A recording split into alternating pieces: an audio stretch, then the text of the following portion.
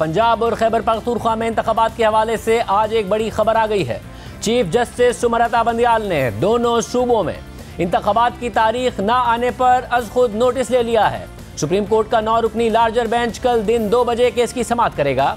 Chief justice सुमरता Bandial की सरबराही में कायम बेंच में justice Ejazul Hasan, justice Mansoor Ali Shah, justice Munib Akhtar, justice Yahya Afridi, justice Mazahir Naqvi, justice Jamal Mandokhail, justice Mohammad Ali Mazhar और जस्टिस अथर मिनल्लाह शामिल हैं। इससे पहले जस्टिस एजाजुल हसन और जस्टिस मज़ाहिर नकवी पर मुश्तमिल सुप्रीम कोर्ट के 2 रुकनी बेंच ने मुअत्तल CCPO लाहौर गुलाम महमूद डोगर केस में 16 फरवरी को अज खुद नोटिस के लिए मामला चीफ जस्टिस को भेजा था और चीफ जस्टिस ने आज इसका नोटिस ले लिया है। चीफ जस्टिस नोटिस में कहा गया है कि अज खुद नोटिस 3 सवालात पर लिया गया है।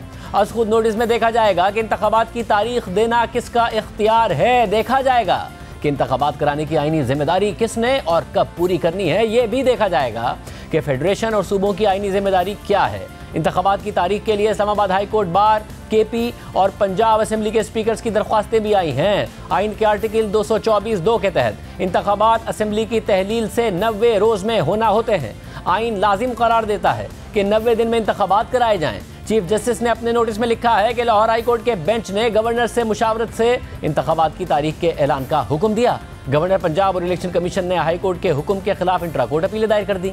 पंजाब और खैबर पख्तूनख्वा असेंबलियां तहलील हुए 1 माह से जायद हो चुका है। चीफ जस्टिस ने लिखा कि 1 माह से जायद वक्त गुजरने के बावजूद अभी तक इंतखाबात की तारीख नहीं दी गई। सदर मुमलिकत ने इंतखाबात की तारीख का ऐलान किया, जिस पर एतराज़ात उठा दिए गए। चीफ जस्टिस ने अपने नोटिस में लिखा कि असेंबलियां तहलील होने के बाद इंतखाबात की तारीख देने का इख्तियार वजाहत तलब है। देखना है कि पंजाब और खैबर पख्तूनख्वा में इंतखाबात की तारीख कैसे और कौन दे सकता है। इलेक्शन कमीशन भी सिक्योरिटी समेत फंड्स ना मिलने की शिकायत कर चुका है।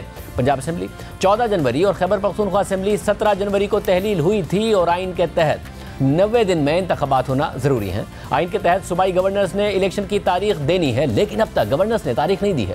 तहरीक इंसाफ इस पर लाहौर और पेशावर हाई कोर्ट से भी रुजू कर चुकी है और सदर मुमलिकत डॉक्टर आरिफ अलवी 9 अप्रैल को दोनों सूबों में इलेक्शन कराने के लिए इलेक्शन कमीशन को खत लिख चुके हैं। इलेक्शन कमीशन अब इस खत पर मुशावरत कर रहा है और आज इलेक्शन कमीशन ने इस हवाले से 2 आईनी और कानूनी माहिरीन के अलावा अटॉर्नी जनरल से भी मुशावरत की है। ज़राए के मुताबिक इलेक्शन कमीशन ने आईनी माहिरीन शाह खावर और सजील सवाती से मुशावरत की, जबकि अटॉर्नी जनरल शहजाद अता इलाही ने अपनी राय में कहा कि सूबाई असेंबलियों के इंतखाबात में सदर मुमलिकत को तारीख देने का कोई इख्तियार नहीं है।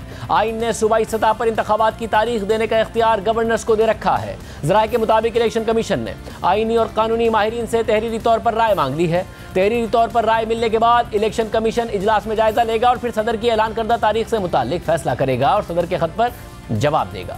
सदर मुमलिकत डॉक्टर आरिफ अलवी की जानिब से इलेक्शन की तारीख देने पर आज वज़ीर आज़म शहबाज शरीफ ने न्यूज़ कॉन्फ्रेंस में कहा है कि सदर पाकिस्तान को काबीना की तरफ से खत लिखूंगा और पुरजोर मजम्मत करूंगा। सदर का सूबों के इलेक्शन की तारीख देना गैर आईनी है।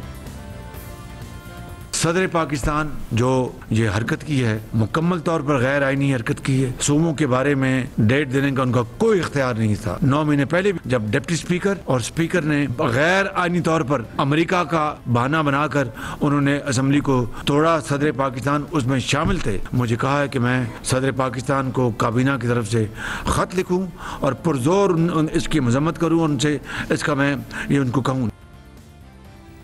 वज़ीर आज़म ने सुप्रीम कोर्ट के हवाले से भी बात की और कहा कि अगर कहीं सरीहन जानिबदारी हो रही है तो इससे कब तक आंखें बंद रखेंगे। हमारा मुतालबा है कि नून लीग से मुतासिबाना रवैया रखने वाले जजेस के सामने केसेस ना रखे जाएं।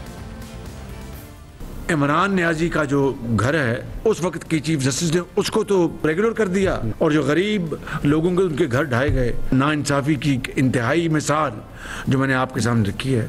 हमने ये अब मुतालबा किया है ऐसे जजेस जिनका रवैया मुस्लिम लीग नून के साथ मानदाना रहा है और जानिबदाराना रहा है, उनके सामने हमारे केसेस ना लगाए जाएं। ये बतौर मैं वज़ीर आज़म नहीं कह रहा, बतौर मैं पार्टी हेड ये बात कर रहा हूँ। इससे पहले आज वज़ीर आज़म के मुआविन खुसूसी अता तारड़ ने सुप्रीम कोर्ट के 2 जज साहिबान का नाम लेकर मुतालबा किया कि नून लीग के केसेस उनके सामने ना लगाए जाएं और एक जज के ऊपर इंतहाई कम कीमत में प्लॉट लेने के इल्ज़ाम से मुताल्लिक भी बात की।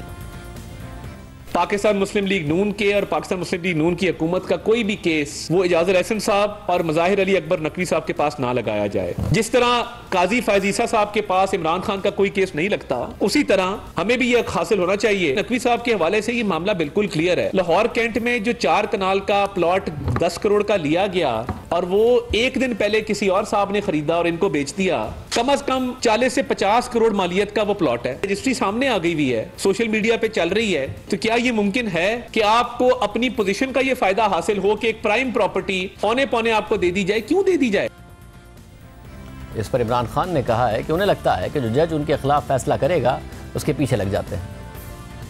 अटैक किया जा रहा है पाकिस्तान के जजेस के ऊपर। जिस जज से इनको लगता है कि जी हमारे खिलाफ फैसला दे देगा, उसके पीछे पड़ जाते हैं। ये माफिया है। इन्होंने सुप्रीम कोर्ट को हमला किया, उसके ऊपर डंडों से। जो ताड़ड़ ये जो है कोई लॉ मिनिस्टर, इसका नाना या दादा जो भी था, उसने पैसा चलाया, उसने ब्रीफ केस चला के बाकी जजेस को खरीदा। ये है इनकी तारीख, ये है वो माफियाज।